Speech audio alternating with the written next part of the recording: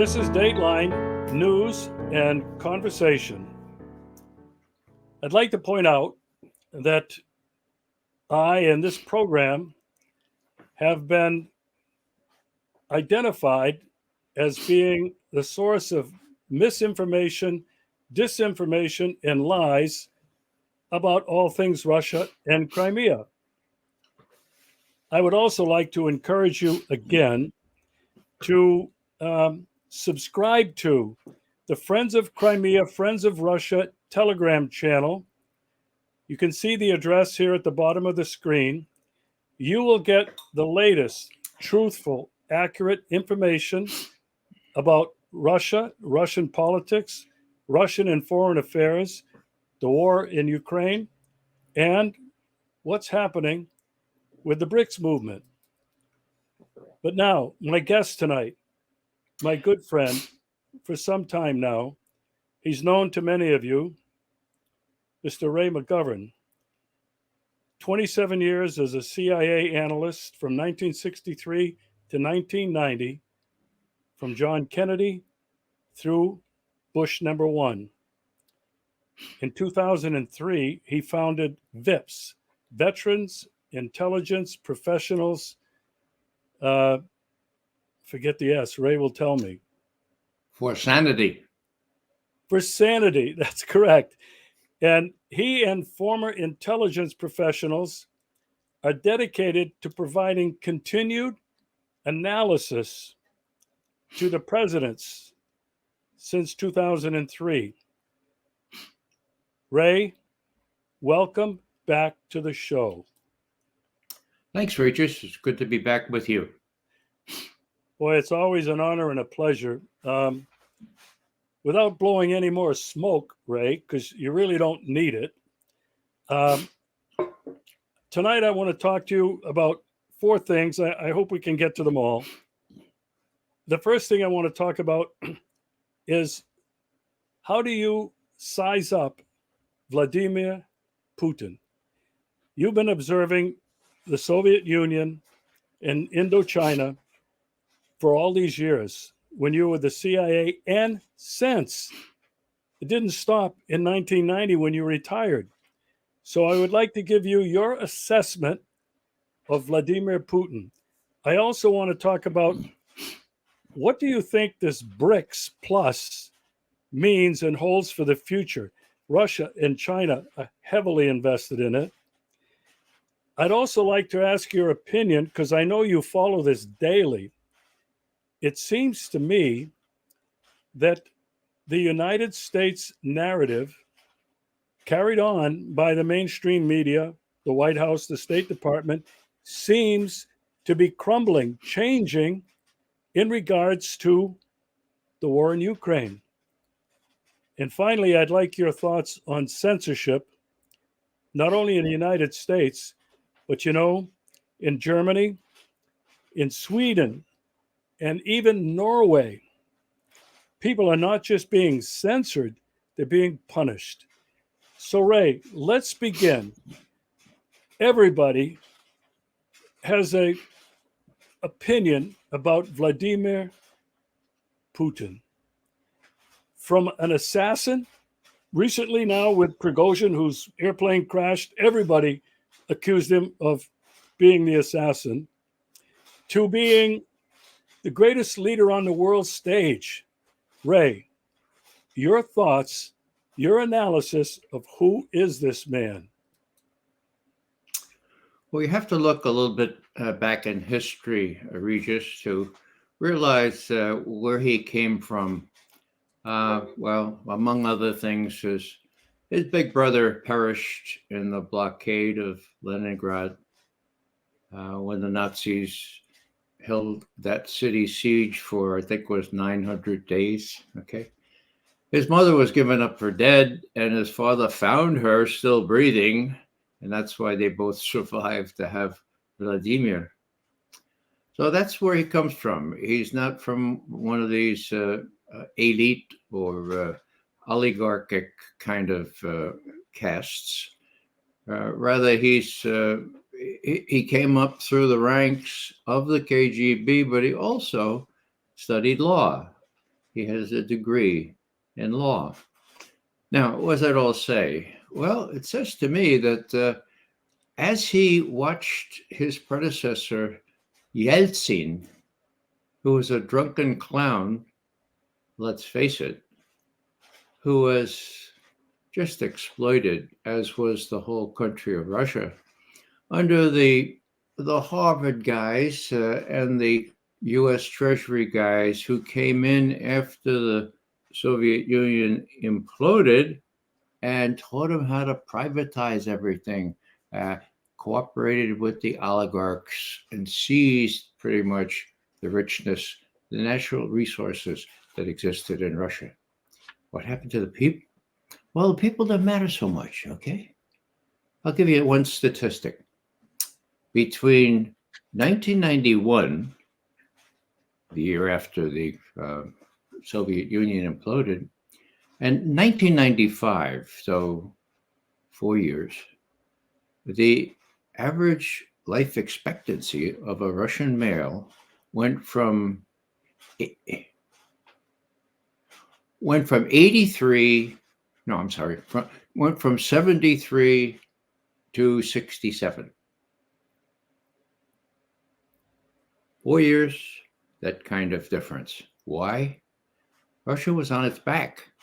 What it had in terms of natural resources were being plundered, really, by these oligarchs, both east and the oligarchs on this side of the Atlantic Ocean as well. And that's what Putin, when he came up through the apparatus in Leningrad or St. Petersburg now, that's what he watched happen. Okay. Now, by some stroke of, I think it was, I don't know how it came to be that Yeltsin did one right thing, and that was to pick Putin to be his successor. There's a long story about that, but that's eventually what happened. Okay. Was Yeltsin trying to implore contrition? Was he just so sorry for how he had messed up the whole country that he picked the one guy that he knew would be honest and who would actually seize the reins and would have a chance of putting the country back together again? I think it may have been that. But in any case, Putin seizes the reins, 1990, 1991, okay? And he reaches out to the West and he says, all right, we're in pretty bad shape here. We'd like to join the West. Peter the Great actually had that idea about 1800 or so, and we think it's a really good idea. So let us join the West, 1700 actually. Now NATO said no thanks. We're not interested in that. And after a series of tries, Putin was rebuffed so often that he said, "What's going on here? This is really strange." Then, of course, George W. Bush, the junior Bush, decided that he would get out of the ABM treaty. Now, I happen to know about the ABM treaty. My branch at the CIA on Soviet foreign policy, I had 3 people working on those strategic arms limitation talks called SALT, okay? One with the delegations, whether they were in Helsinki or Vienna, one with the military experts down in the bowels of the CIA building, the third writing up reports for the muckety-mucks in Washington, like our director and the president, vice president, and so forth. And when it became clear that we could do business with Russia, that Nixon and Kissinger were smart enough. I don't hold much brief for either of them, but on this one, they knew exactly what to do. They exploited the hatred that existed between the Russians on the one hand and the Chinese on the other. They drove a wedge and they said, look, they asked us, do you think the Russians are interested in strategic arms limitations? And we said, yes. And Kissinger said, how do you know that? And we said, 2 reasons. One is they don't want to be in a spending match with us. They're going to lose that match. And besides, they're afraid. They're afraid that China is stealing a march on Moscow in cultivating good relationships with the US. So this triangular relationship was becoming not so much a equilateral triangle anymore. The Chinese were lengthening their influence in the US. So why do I say all this? Well, it was that factor that played a huge role in making the Soviets at the time more malleable and more willing to compromise. And we saw it. They came to an agreement on Berlin, for God's sake, in this period of time. Never be, the quadripartite agreement on Berlin, access and all that stuff.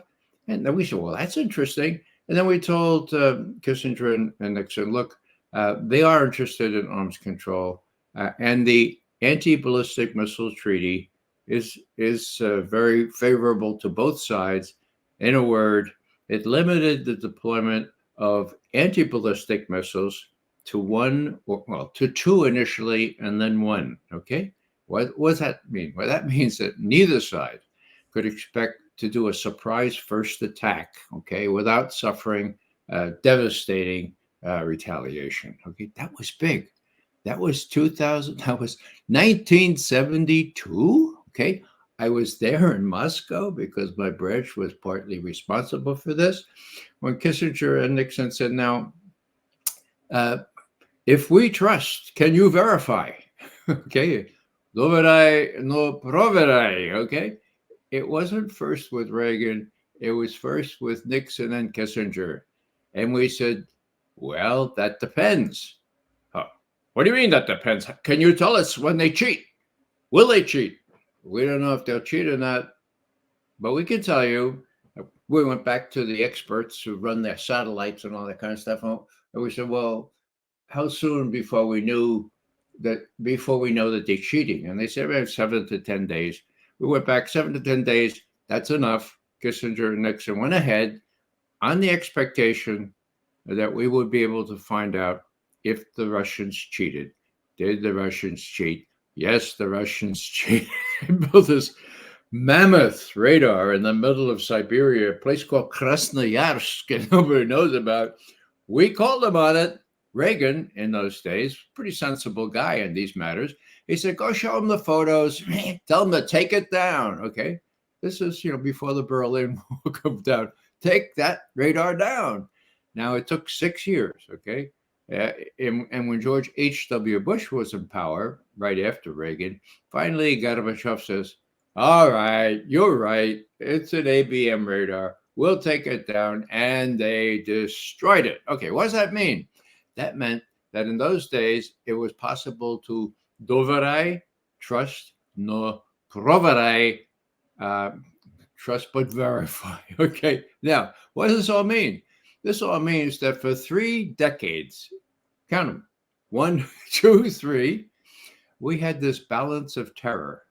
You prefer to have a balance of peace or something, but the balance of terror kept everybody pretty sure that neither side would attempt a first strike for the reasons I mentioned. So what does George W. Bush Jr. do? Well, he comes in and he gets out of the ABM treaty.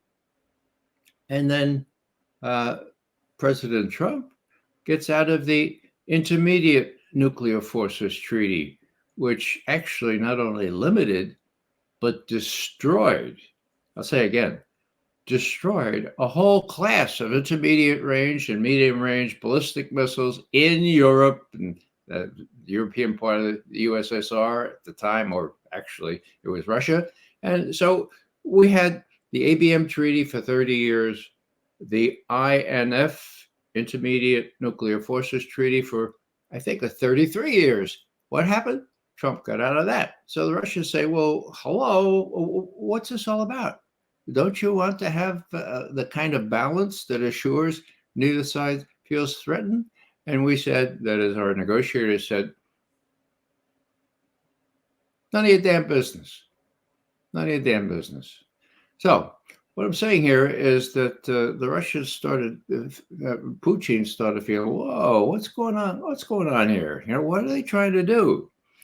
Now, at the same time, the US started putting in missile sites in Romania and in Poland that could be used to send missiles into Moscow. Take 7 minutes, okay? 10 minutes, okay? Now, they were described as anti-ballistic missile sites, allowed now because the US got out of the ABM treaty, but the Russians are very suspicious people.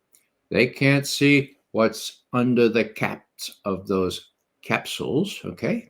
And they could be cruise missiles, offensive strike missiles. They could be any manner of missiles. And Putin himself has warned and did warn before the battle in Ukraine.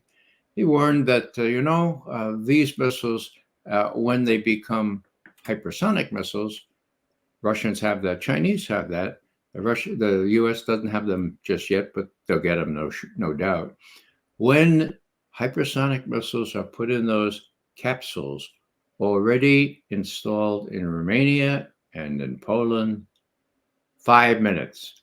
Putin, will be given 5 minutes to decide whether to unleash my nuclear forces and kill the rest of the world. He didn't say it that way, but that's what he complained about. Now, one little thing here, which most people don't know because it wasn't publicized.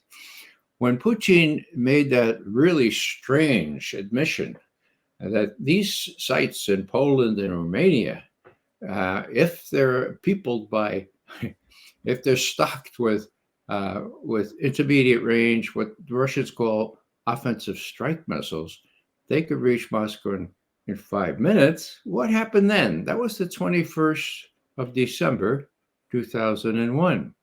Well, what happened next was that Putin called the White House, that is, the Kremlin did, and they said, Mr. Putin wants to talk to Mr. Bush, like, right away. The 30th of December, okay?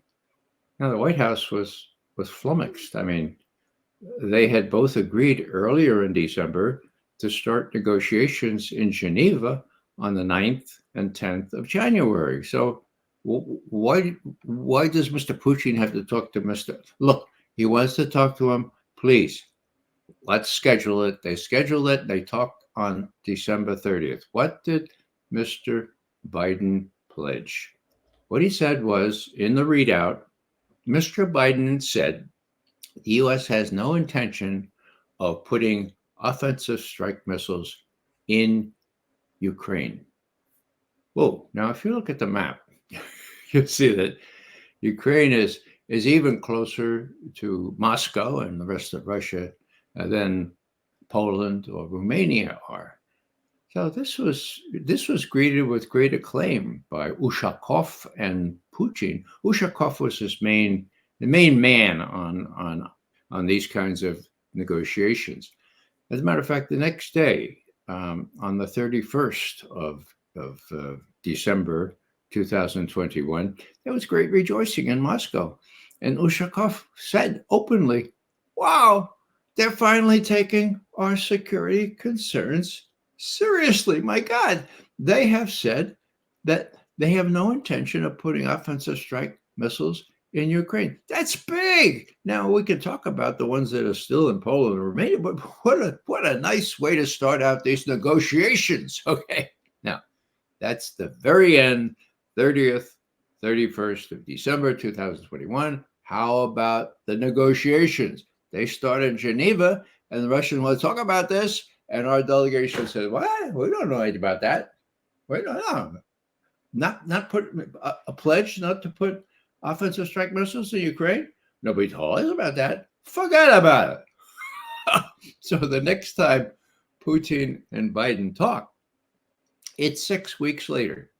It's the 12th of February now, 2022. Okay, this is the same month that the special military operation started.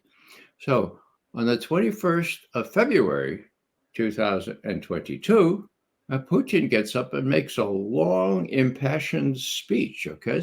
And he says, among other things, look, the Ukrainian forces are massed against our people our Russian people, our Russian-speaking relatives in Donbass, in Lugansk, and Donetsk. They're about to invade there. Okay, they've been building up for 7 years now under the pretense that negotiations would take part of that, but no, they're armed and they're trained by NATO. They're about to pounce. The Minsk Accords that were supposed to prevent this are forget about it. They're not working, and it looks like we may have to take care of this ourselves. So on that same day, in that same speech, he said, "Look, this is long overdue. This is Putin. This is long overdue, but we're going to recognize the independence of Lugansk and Donetsk, those two provinces in Ukraine that were promised autonomy under the Minsk Accords, but then even the head of Germany and the head of France have admitted it's just a ruse to buy time to build up the Ukrainian army." So this is what Putin said on the 21st of February. He recognized, or the the Duma in Moscow recognized Donetsk and Lugansk. 2 days later, they invoked the treaties that were just signed, the defense treaties. They said, "Look, come help us. We're about to be invaded." Okay. And the next day, the 24th of February, to be precise, Putin sent his troops into Ukraine, citing Article 51 of the UN Charter, the principle of self-defense, principle of being able to protect yourself. Okay. Now, people say, wait a second, McGovern. Wait a second, not so fast. We have heard 100 times that this special military operation or invasion, it was unprovoked and illegal. Now, you tell us it was provoked? I said, yeah, I'm telling you it's provoked. Can you prove it? Of course I can prove it. We'll go into that later. Was it illegal? Just because everyone says it's illegal, everyone says it's illegal 100 times. I'm reminded of Huckleberry Finn, for God's sake. Big Jim, the African-American whom Huckleberry Finn befriended. Jim gave Huckleberry some good advice when Huckleberry Finn asked about slavery. This is what Big Jim said. Huckleberry, he said, just because everybody says something's right or wrong, that don't mean it's right or wrong.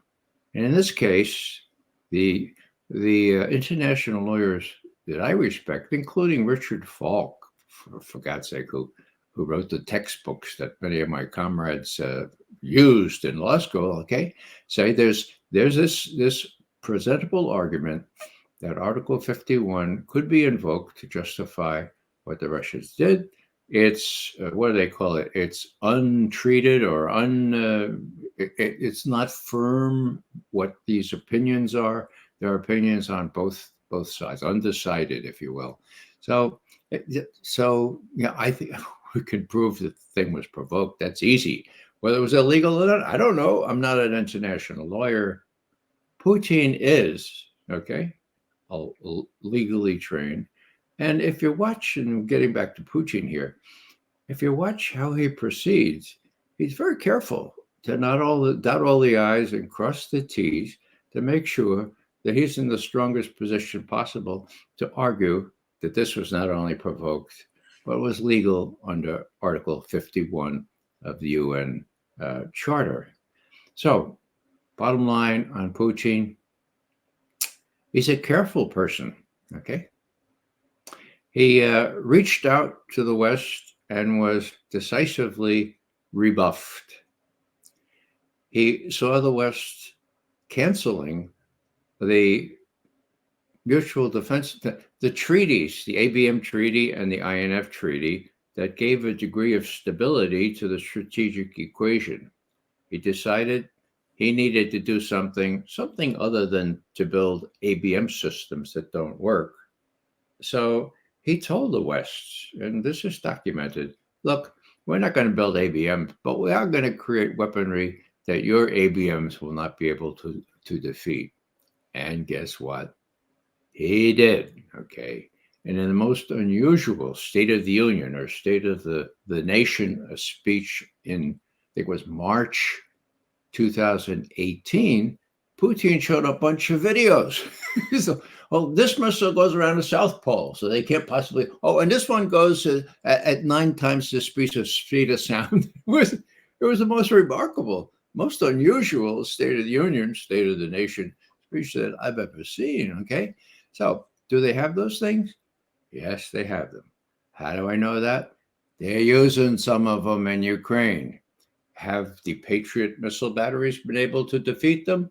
No, they've been able to explode the Patriot missile emplacements. So what I'm saying here is that Putin is a very careful person. They worked on this stuff. You know, the Russians are a lot more than a gas station with nuclear weapons. Yeah. How demeaning is that? That's what the head of the EU foreign policy section, Borrell, says. Okay, they're a lot more than that. They're incredibly sophisticated, and they build these weapons that cannot be defeated. Even not George Bush, even Joe Biden has admitted that these Kinshal missiles, the ones that go the hypersonic, they cannot be intercepted by any ABM thing, and those are the ones that are wreaking havoc in Ukraine. Is Putin running out of those things? No. Who says he's really running out of those things? Well, it happens that the head of national intelligence said so just at the beginning of this year. He said, I'm very optimistic about the counteroffensive that's coming in Ukraine, partly because the Russians are running out of ammunition. And they have no indigenous capability to produce these things. So, just watch when the counteroffensive comes. It's going to be really, really hopeful. I'm very hopeful. Okay. Hello, she got it exactly wrong. It's the U.S. that's running out of ammunition. Now, I'll just say one more thing here. About 2 months ago. I wasn't a fly on the wall anymore. They don't let me in the White House anymore, right? Okay, so here's Biden putatively talking to Secretary of Defense Lloyd Austin and General Milley, who's the chairman of Joint Chiefs of Staff, and maybe Sullivan is there, the National Security Advisor. He says, "Okay, now I heard that the Ukraine is running out of the shells they need for all those 155." Howitzers that we've been sending them. Is that true? Yes, that's true, sir. Well, let's give them some of ours.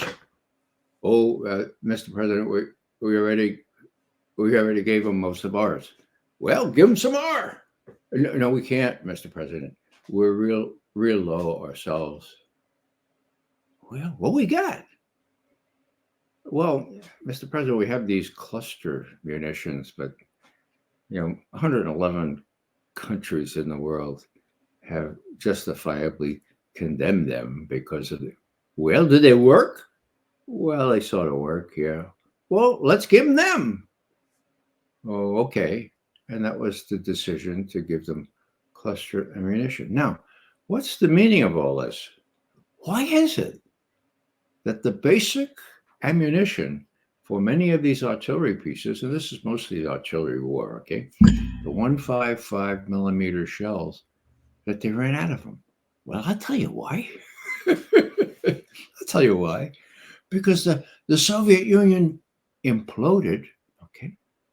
The Soviet Union was devastated, exploited economically and militarily, and they had no threat to the rest of Europe.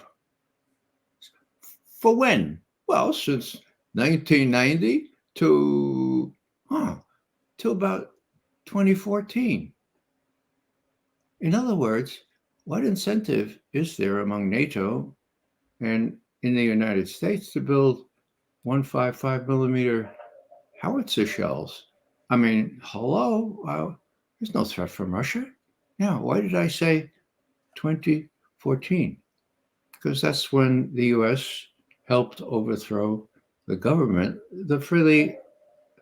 the elected government of Kiev, and put in these people that wanted to make Ukraine part of NATO and turn over Russians' major naval base in Sevastopol in Crimea, to make them part of NATO too. A no-no from the word go. So what I'm saying here is that this was easily seen coming. And getting back to my main point on this little thing is, well, the reason that there were no 155 millimeter shells, and the reason that they're having trouble now finding the powder, finding explosives to put in the newly made 155 millimeter shells, is because there was no threat from Russia, and they knew it. They couldn't even build a common European battle tank until the Russians threatened Ukraine. And when was that? There was when the Russians realized that Ukraine was going to become part of NATO, that these missile bases and other armaments could be stretched along their very long border with very little time from explosion to target. And the Russians put their foot down and said, no, this is a bridge too far. We're not going to allow this.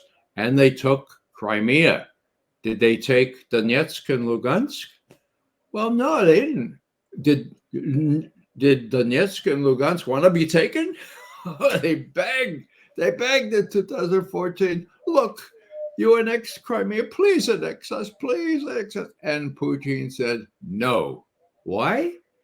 Because the Minsk negotiations looked promising, and he decided to follow the law.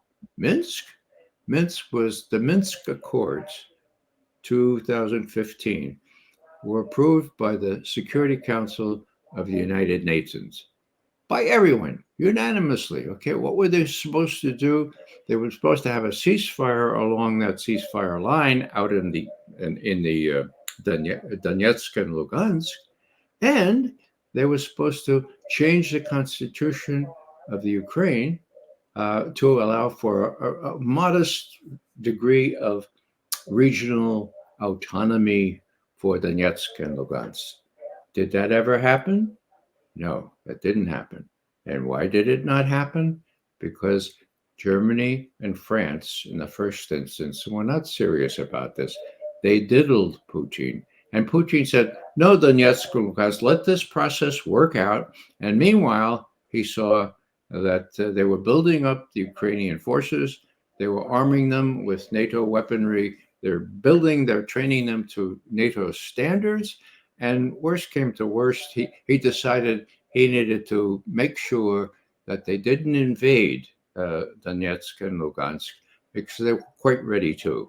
Now, I have a little graph here which shows that maybe you could see it. This is February 2002, and it shows there's what is it? There's the 14th, okay? There's the 20, there's the 22nd. Those are, it says explosions. What there really are shellings of the Russian-speaking areas by the Ukrainians. So what I'm saying here is that Putin saw this, and that's why on the 21st of February, 3 days before the special military operation, Putin said, look, they're preparing a blitzkrieg into Ukraine, and blitzkrieg into the Donbass. We're not going to allow that. And besides that, we're going to try to make sure that we demilitarize Ukraine and denazify it. And the rest can be just explained later. But he went in with a limited force, clearly designed to say, hey, look, Ukrainians, we're really serious about this. We said no to NATO. Now we're saying no to you. Understand? And guess what happened? You probably don't know this. The people in Kiev understood. And what did they do? They went to negotiations, first in Belarus and then in Turkey. What became of those negotiations? They initialed. They initialed an agreement with Moscow, the Ukrainian government with Moscow, which said, okay, let's have a ceasefire. Let's make Ukraine neutral, and let's work out the rest of the problems here so that we don't have to have any more bloodletting. Okay, that was the 31st of March, 2002. Why didn't that work? Because the West, in the person of Boris Johnson, the Prime Minister of Britain at the time, came to Zelensky and said, look, no deal. You should ask for our permission first. Take those initials off that agreement. We're not going to support you one whit if you agree to negotiate with the Russians in that way. This is not about you. This is about us weakening Russia. Understand? What did Zelensky do? Oh, sorry. Sure, we need your support. Oh, and that, so in other words, if, as I think, Putin had limited aims in coming into the part of the Ukraine that the Ukrainians were about to shell, or had showed the shelling, they already started shelling, and he wanted to just kind of give them a lesson and say, look, we don't want anything other than you stop shelling, okay? Work out a little agreement and make you neutral so you don't become part of NATO.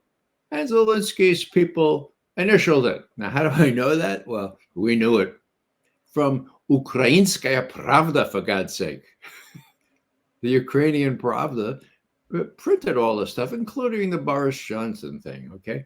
But more recently, we know it because Putin held up the agreement in a meeting with African leaders who said, look, this initialed right here. And you could read the appendix, which provided for detailed redistribution of military forces on both sides. And so the notion that's broadly bruited about in the West that Putin wanted to invade and occupy all of Ukraine and won't stop until he succeeds in that, and then won't even stop until he takes Poland and the Baltic states. I mean, that's cockamamie stuff.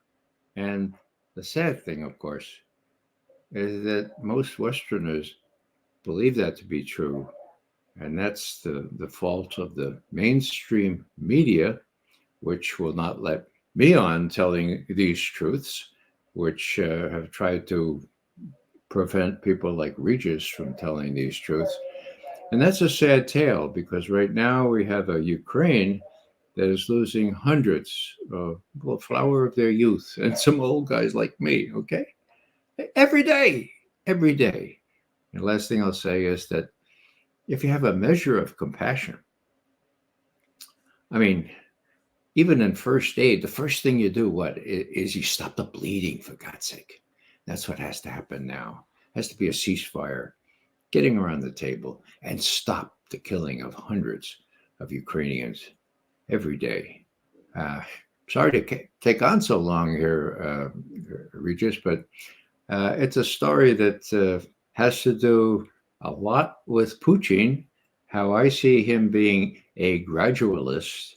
And maybe I will just add one thing here. People are wondering, well, what's he going to do now? In case you hadn't heard, folks, don't believe President Bush, who said Russia has already lost this war in Ukraine, end quote. Don't believe the head of the CIA, William Burns, who said, yeah, not only that, but their military weakness and incapabilities have been divulged for the whole world to see. Don't believe Avril Haines, the director of national intelligence, who said at the beginning of this year, the Russians are running out of ammunition. They have no indigenous capability to produce these arms. Don't believe any of those, okay? what's really going on here is Ukraine is losing in a most dramatic way. And the only question is, now bear in mind that the mud season comes into Ukraine mid-October or so. The only decision that Putin has to make is, does he go all the way to the Dnieper River? Because there'll be no Ukrainian forces really standing in his way, okay? And he has a lot of pressure from those guys in Moscow who said, look, Vladimir, don't let yourself be diddled again. You can't trust the West. Go all the way. I'm not saying all the way to Poland, Romania, and Moldova. No, all the way to the Dnieper River, a natural barrier separating East Ukraine from West Ukraine. Now, will he do that? I don't know. Only Putin knows. He's under great pressure to do that. I think, given my view of Putin as a measured, calculated, not in a hurry, well, I'll say it, statesman, okay? I think he'll continue to do what Western leaders are now calling attrition, right? He's going to attrit, he's going to attrit, and he's going to attrit, okay? Now that means that he's going to fulfill his first objective stated back in February 2022, first objective being demilitarize Ukraine, okay? Now that's going to take a while more, okay? The Ukrainians are just, if the reporting is true, then just put their last brigade, their last well-trained brigade into the fight. Yeah, I'm reminded of the Crimean War way back when there was the Charge of the Light Brigade, remember? And the Ukrainian soldiers are no different from the British in those days. Ours, not to reason why ours, but to do or die into the valley of death, rode the 800. I mean, it's really sad. We have the power to stop it. We ought to stop it right now. And before we get into a political season, a pre-election season, where it'll be just too difficult for Biden, Blinken, Nod, Sullivan, Nuland to admit the whole thing is falling apart. But it only costs about $112 billion. Give me a break. So, Ray, talking about Putin and following your analysis of what has happened in really the last 20-some years since he's been the president or premier for 4 years, Russia has risen from the ashes. That is obvious, not just as a military power, but an economic force and a nuclear force. And this doesn't sound like it's the work of an unhinged, crazed dictator. The way you've described Putin is a very measured, well-informed, intelligent, and a lawyer, trained not to be impulsive. Would you agree? Well, whatever, I know a lot of lawyers who are really impulsive. So I would just say that Putin is sui generis. Now, some people that I know who met with Putin way back when he was in Leningrad or at St. Petersburg and was just a functionary. What distinguished him then was he wouldn't take a bribe. That was really distinguishing characteristic because all of the other ones did, okay? I'll tell you a little vignette here. There was a very public-spirited woman who wanted to start a AA, Alcoholics Anonymous chapters all throughout Russia because they really needed them, right? Okay. And she made her case to Vladimir Putin. He was in Leningrad, secretary or something, a sort of a mid-level job. And she had her money with her, right? Okay. And so Putin said, look, I really agree with you. We do need this. But right now it's against the law. And this woman said, well, she said to herself, okay, should I pull out the money now and say, well, how about now? And she said, I could tell that wouldn't change his mind. And it didn't. Finally, they got the law changed. And through the Rotary Club, I think it was, they got all kinds of AA establishments put up in Russia. So what's the point here? Putin said it was against the law. And so although he sympathized with what was going on, he wouldn't do it. And her sense, and I think was a good sense, was that if she brought out this cash, he would have thrown her right out, thrown her right out of his office. So the guy has an honest streak as well. And I just want to say that this, of course, is not the picture that is brought home to all people from US media, from UK media, from almost all Western media. And that is consequential. Okay. Let me tell you why. Russia is not losing in Ukraine. Okay. Got that? Russia is winning in Ukraine. Avril Haines,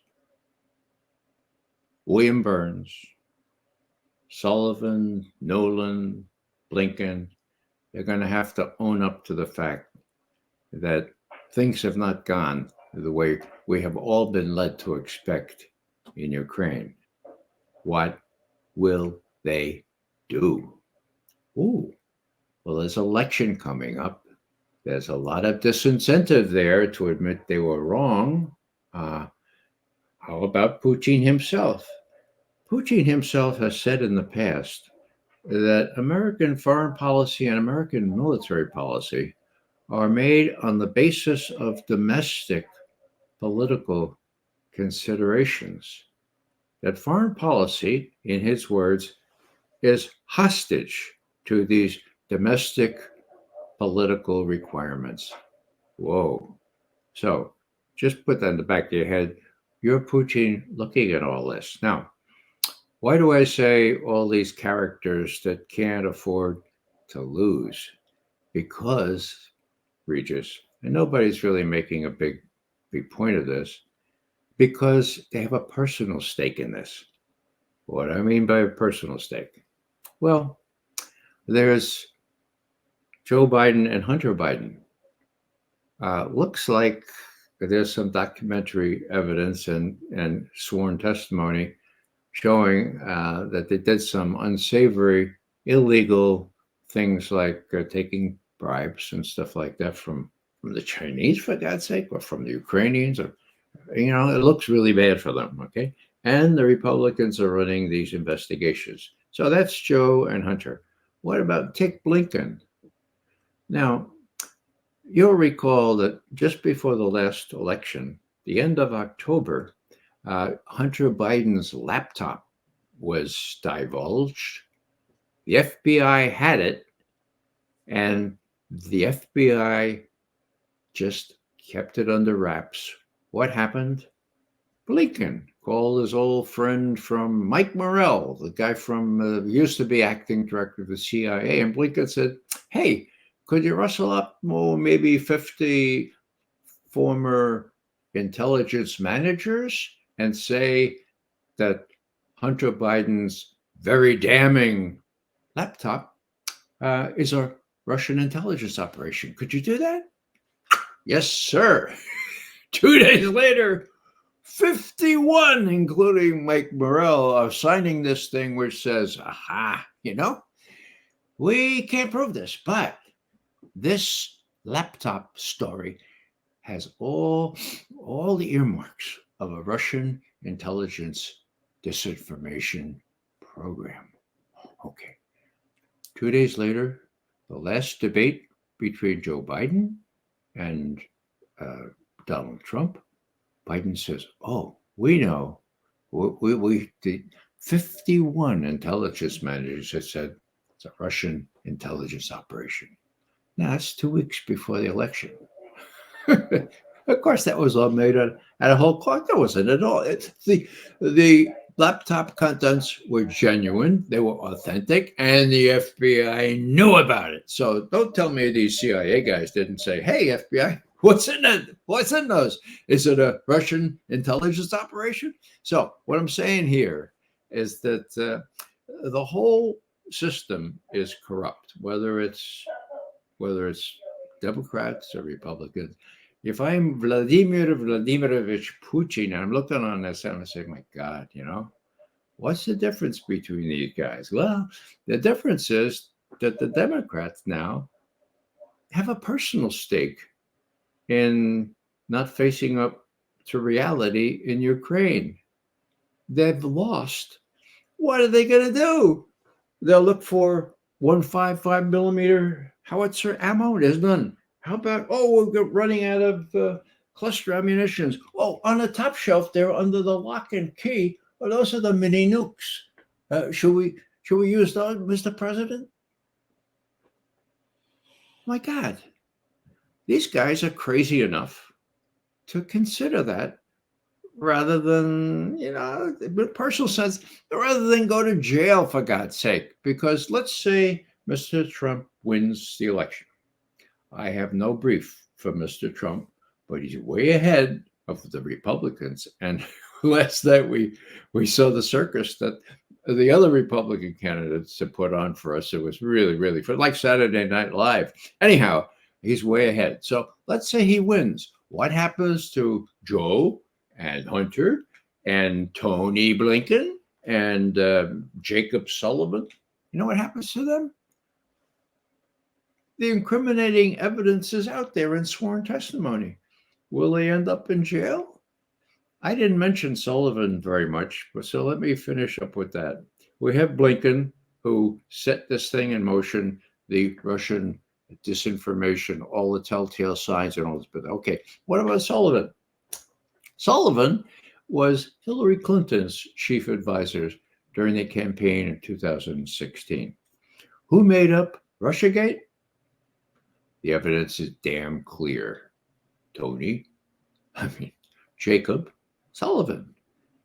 When they try to figure out, well, how are we going to discredit these emails from the Democratic National Committee that show in chapter and verse about how we ruled out the possibility that Bernie Sanders would have a fair shake at becoming the nominee. We tilted the field against him so hard, so just so much that how are we going to do that? And Jacob Sullivan came up with this. I know what we do. We'll blame it on the Russians. And Hillary and the others, but it wasn't the Russians. It was WikiLeaks. Hey, we get a twofer out of this. We hate WikiLeaks. We hate the Russians. Let's blame it on the Russians. We'll distract all kinds of attention from the content of these emails, which show what we did in preventing Bernie Sanders from having a fair shake.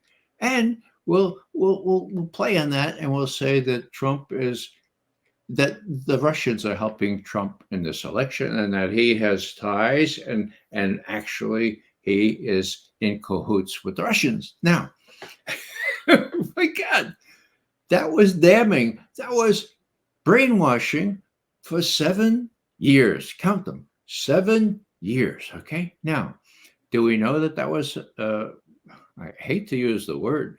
No, it's not a hoax. That's too gentle.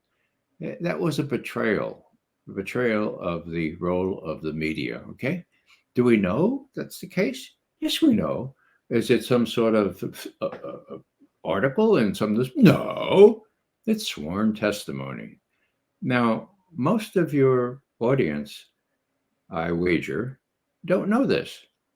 But in 2017, that's a ways ago, okay, the House Intelligence Committee invited a fellow named Sean Henry, who is head of the cyber firm, CrowdStrike.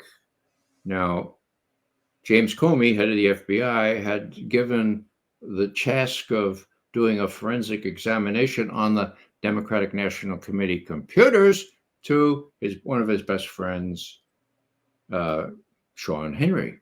So Sean Henry is under oath before the House Intelligence Committee, December 5, 2017. Okay? And he's asked now, Adam Schiff asked him, "No, Mr. Henry, how do you? When did the Russians hack into the DNC?" And Sean Henry, who, by the way, is an old alumni of the FBI, worked for Comey's predecessor for 10 years. His name was Robert Mueller. Okay, now, so Sean Henry is about to say, "Well, now," and his lawyer pulls it. Sorry, you're under oath.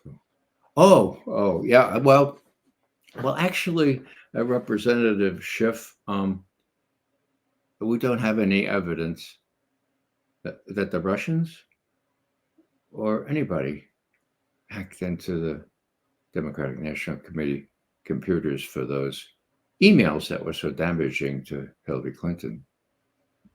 What? No, we don't have any evidence. We don't see anything going out of the network there. It must have been a thumb drive, a copy put in somebody's pocket and taken over to Julian Assange or one of his lieutenants. That it wasn't a hack. Whoa. Okay. Now, if you didn't know that, let's figure out why you didn't know that. Adam Schiff became head of the House Intelligence Committee. He kept that report under lock and key for 2.5 years. Finally, somebody says to President Trump, "Hey, you're the president. You can release that document. That testimony is devastating." And Trump said, "Okay, let's do that." So his director of national intelligence calls up Schiff and says, "Okay, Adam, the jig's up. I'm going to release that testimony if you don't do it." So Schiff does it. Now, when was that? That was 2.5 years after the testimony. Happened to be May 10th, 2020. Okay. Well, May 10th. Okay. So they released that to the press in the midst of 100 other releases, hoping that the press would miss it. And guess what? The mainstream press missed it. Now, I've been reminding the New York Times every May 10th of every year since 2020 that, they must have missed this, but they really ought to let Americans know and the rest of the world know that the business about the Russian hack of the DNC computers was spurious, that it was made up by the same people who made up all these other tales about all these other stuff that the very bad Russians did, and that prompted Obama, who knew better, to throw out 25, 35 Russian diplomats before he left office, just to give kind of a verisimilitude to what was going on. Obama was in on it from the beginning, and I can prove that too. So what am I saying here? I'm saying that the Americans who have been subjected to this brainwashing, Regis, and brainwashing is the right term to use here, don't know any better. My best friend in New York won't talk to me about these things because he watches Rachel Maddow and he thinks she's great. Okay. So what does that mean? That means that in the scenario that I just reluctantly depicted, where Biden, Hunter, Jacob, Tony, and Victoria all decide, well, maybe we'll use one of these mini nukes. I mean, that should buy us time, and maybe we'll get by this election. Most Americans will believe that this is necessary because they've been brainwashed, because Putin is the devil incarnate, because the Russians are trying to take over not only Ukraine, but the rest of Western Europe, starting with Poland and then the Baltics. It's all cockamamie stuff, but Americans believe it.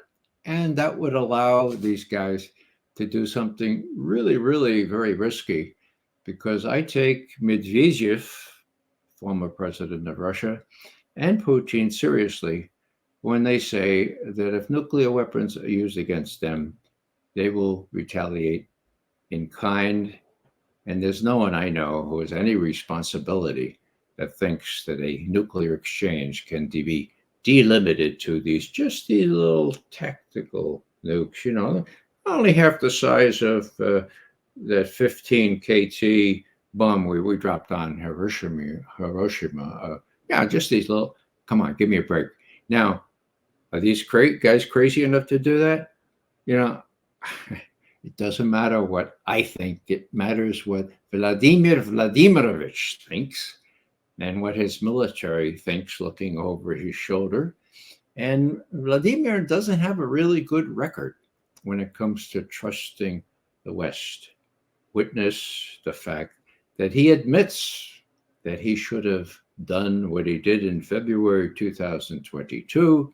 He should have done it back in 2014 when the Ukrainian army was not a match for any Russian forces, which the Ukrainian army had not been armed, had not been trained. It was not non-existent, but it would have been easy to incorporate Donetsk and Lugansk into Russia at that time.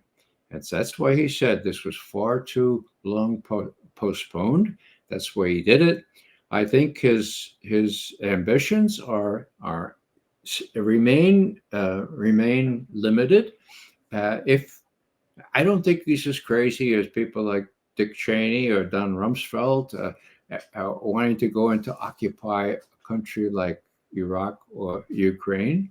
That would be, they're not that stupid, okay? I think he continued to attrit. If he thinks that it's better to go all the way to the Dnieper River, then I think there's a possibility there that the Russians will stop and they'll say, okay, now are you ready? You have no more Ukrainian army. We're not running out of ammunition. You are. Are you ready to talk now? And I'll just add this one thing, Regis.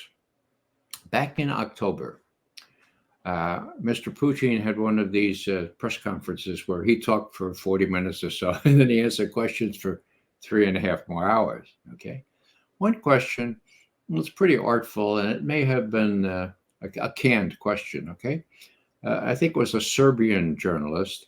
He said, Mr. President Putin, I'm planning a trip to Odessa in Ukraine, and could you give me some advice? I'm wondering whether I should apply for a Ukrainian or for a Russian visa. Pretty clever, huh? Well, Putin rises to the occasion, right? He says, Odessa. Odessa, what a beautiful city. Oh, it's a pearl. Just a wonderful city. Yeah, go to Odessa. Matter of fact, Odessa could be a Yabloko Razdora. Yabloko is apple, Razdor, discord. So referring back to the Trojan War, for God's sake, for mythology, okay? The apple of discord. Look it up. Okay, so Odessa could be a Yabloko Razdora, or it could be a mechanism to work out things in such a way to come to a mutually acceptable solution to problems. Wow. Now, was that a broad hint? I believe it was. Would we, back in the day, have given that broad hint to the president right away? We sure as hell would have. Why? Because we read all those stuff in those days. These guys advising Biden, Blinken, they probably didn't get to the end of this press conference. But here is a possibility. Why do I say that? Because I don't think Putin wants to make Ukraine a complete disaster. I think he'd be happy to have Ukraine on the western side of the Dnieper River, okay? And Odessa, now Odessa is right at the bottom there right in front of the Black Sea. I think it's mostly on the western side. But what I hear Putin saying is, look, Odessa, it's a Russian city, but it's necessary for Ukraine. without access to the sea, Ukraine would just be a big farm for the rest of Europe. So let's deal on the Odessa. Let's make it a jointly ruled, a jointly orchestrated, a jointly managed port. Has precedent in history. We don't want Ukraine to fall apart. We want it to have access. We just want enough of a cordon sanitaire, a kind of buffer zone on the western side of the Dnieper, so that this long-range artillery that might go into the western Ukraine eventually will not hit our forces on the eastern side of the Dnieper. I think the offer is still there. It will depend. I think probably Putin will be persuaded by these hardliners. Why don't you do this? Why don't you do this? To move his troops all the way to the Dnieper before the mud makes things impassable there. And then it'll be up to the U.S. really. Do we want to negotiate now? Can we come to some sensible solution here and put some sort of rosy glow on it? I hope some way can be found to do that, because the other alternative, and the one that really upsets me and probably worries Putin, is this personal stake where, oh my God, if we come to a bad outcome in Ukraine, we're going to lose the election. Who's going to win? Oh my God, it could be that other guy with the red hair or something, and then what happens to us? What happens to us? What happens to me? And that's a lot of this stuff. And again, it doesn't matter what I think. I'm sure that Ushakov and Peskov and the other people advising Lavrov, advising Mr. Putin, are aware of all this, and that stands my hair on the back of my neck here, because they can't be sure what to expect. And I think the result probably is that they are on trigger's edge there, knowing that they can't really depend on the people in Washington to be sensible. Hey, maybe we'll say one more thing, okay? Sensible. Putin himself has allowed himself to say that the Western leaders in Washington are crazy. Sumashiechi. Now, in answer to a question at one of these Q&As, he was asked, Mr. Putin, how do you explain the fact that the people in Washington are taking on China at the same time as they're taking us on in Ukraine? Now, that didn't seem to be a canned question. But Putin had a quick answer. He said, I think they're crazy. I think that, I used to think that there must be some subtle logic in their taking on both China and Russia, but I no longer think so. I think they're crazy, and I think it can be explained only by arrogance and a feeling of impunity, period, end quote. Well, I happen to think that Putin has drawn the right conclusion there, but it doesn't matter, again, what McGovern thinks. What it matters is what Vladimir Vladimirovich Putin thinks. And I have to say, I'm somewhat consoled by the fact that he's not one of these other Soviet or Russian leaders who flies off the handle, who thinks he has to retaliate for every offense, real or imagined. He's got sang-froid that saved many a situation. Hopefully, it will save this one as Europe falls apart this winter, as what we used to call the third world, below the South comes into BRICS and everything else.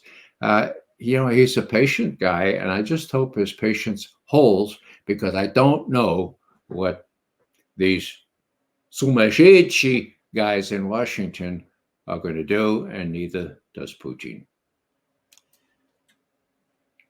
Well, Ray, I've been very concerned about that eventuality. Um, Several of my guests would agree uh, that we are closer now to a nuclear Armageddon than we've ever been before. For reasons you mentioned, there are no more nuclear arms treaties. Scott Ritter has said because of that, we're all dead. And the thing I want to end on, I loved what you said about those guys in Washington. Um, Not the part necessarily that they're all crazy. They're in trouble if in the election they lose and Trump wins.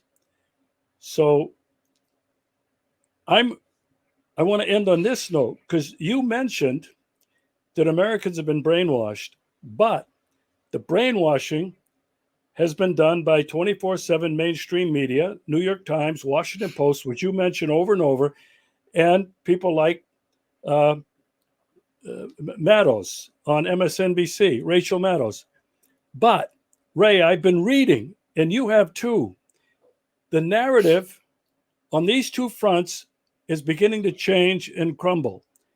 The reporting on the war in Ukraine from the Washington Post, the New York Times, Financial Times, The Guardian have all been reporting how badly it's going for a number of reasons. On the other hand, Ray, I'm not there in the United States, but I'm reading some of these reports from the same media about the Joe Biden, Hunter Biden crime syndicate. The FBI is being forced now, I understand, under oath to testify, but the information has been out there and the media is now talking about it. This is my last question to you, Ray. Do you think the changing narrative coming from the media has a chance to wake up enough people in the United States to do the right thing? Regis, I wish I could answer in a hopeful way. I'm not sure what the right thing is, other than to make sure that their elected representatives know the real story. That's an uphill challenge. Now, when I look at these reports in the media, they're starting to cover their derrieres, aren't they? You know, from an objective observer point of view, I think it's unconscionable.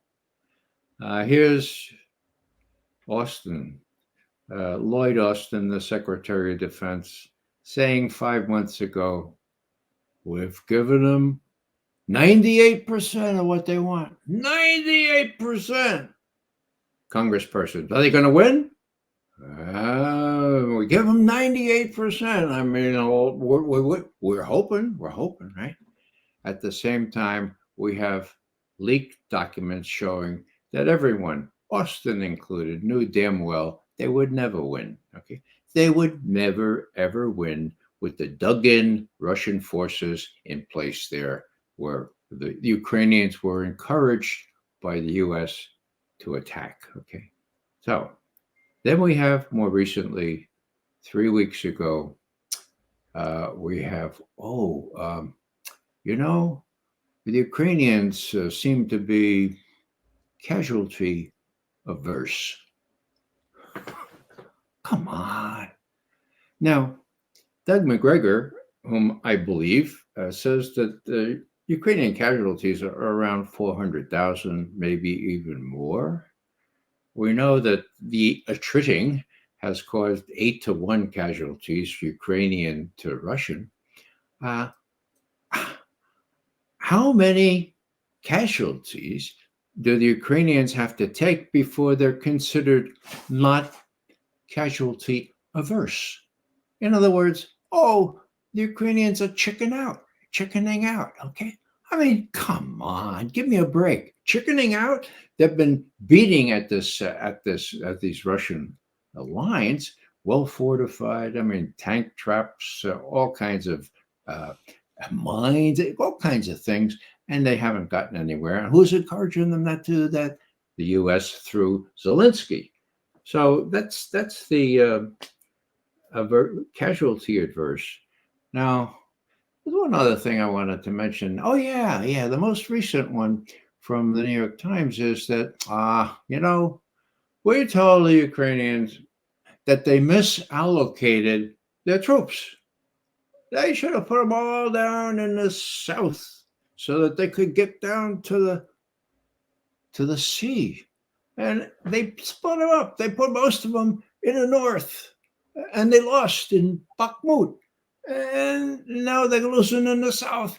So, they've misallocated their troops. I mean, so again, it's the Ukrainians' fault, right? Give me a break.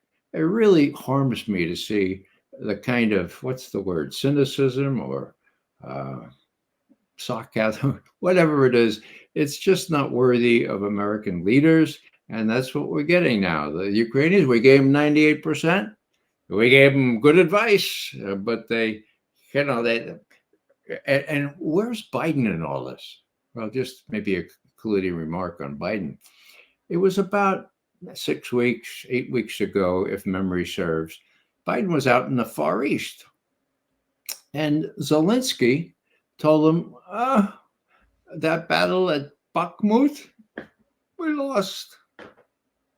And we lost a lot of people, too. I know you didn't want us to keep trying, but we had to try, and we lost. What does Biden do? He gets up the same day and says, we're going to give the Ukrainians F-16s. Yeah. Who was with him? Sullivan? Blinken, maybe? What do they know about F-16s?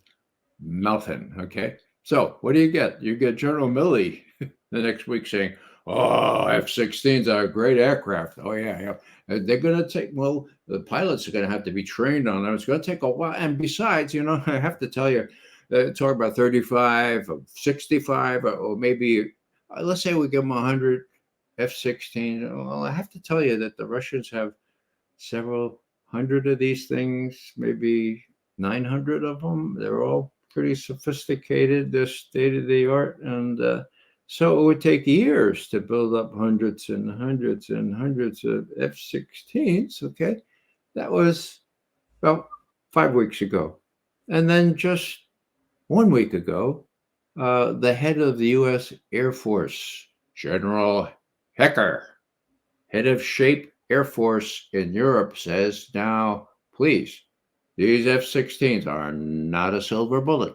Don't anybody think that they're automatically going to change the shape of the battlefield in Ukraine. As a matter of fact, we only have about 8 Ukrainians that have enough English to start making sure they have enough English more to be able to read the manuals, and then we have to train them. And we haven't picked the ones that are trained already on MiGs, because they have to untrain them from MiGs. So these are young people that are untrained. So we have to teach them English first. Then we have to teach them how to work these things.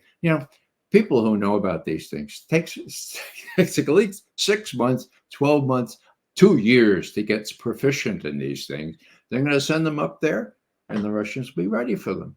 And they're going to shoot them down. And Putin has already said, in a kind of relaxed way, well, they will burn just like the tanks and like everything else. So this relaxed attitude that Putin projects, I think is a salutary thing, because given his confidence that neither F-16s nor bigger tanks like the Abrams tank are going to change anything in Ukraine, this allows him not to be in a great hurry, to measurably attrit until they get up to the Dnieper, and then hopefully he'll stop and he'll say, all right, are you ready now? Okay.